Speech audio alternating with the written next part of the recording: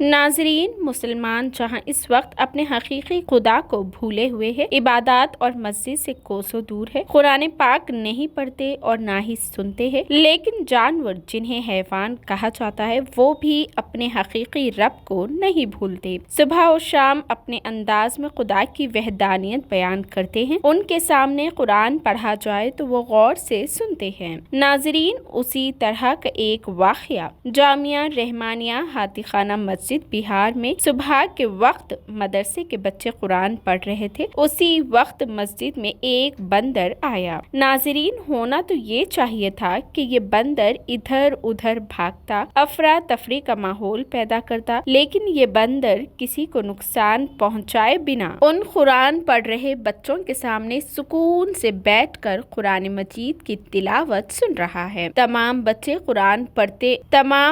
قرآن پڑھنے میں مشغول ہے اور یہ بندر اطمینان سے بیٹھ کر اللہ کا کلام سن رہا ہے۔ ناظرین، ایک جانور قرآن سننے کے لیے مسجد میں آتا ہے اور ہم مسلمان نہ قرآن سنتے ہیں اور نہ پڑھتے ہیں۔ ناظرین، ایک جانور قرآن سننے کے لیے مسجد میں آتا ہے اور ہم مسلمان نہ قرآن سنتے ہیں اور نہ پڑھنے کی ہمیں فرصت ہے، تبھی در در کی ٹھوکریں کھا رہے ہیں۔ اسی طرح کی خوبصورت مناظر کے ویڈیوز کے لیے ہمارے چینل TVN 99 نیوز چینل کو لائک کریں، شیئر کریں، سبسکرائب کریں اور فیس بک پر فالو کرنا بالکل نہ بھولیں۔ ہو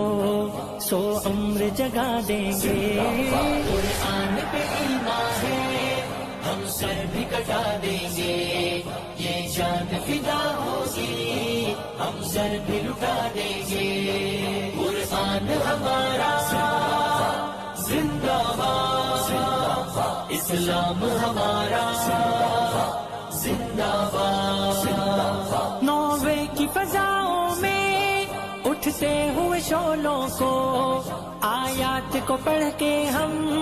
پھونکوں سے بجھا دیں گے، آیات کو پڑھ کے ہم پھونکوں سے بجھا دیں گے، قرآن پہ ایمان ہے،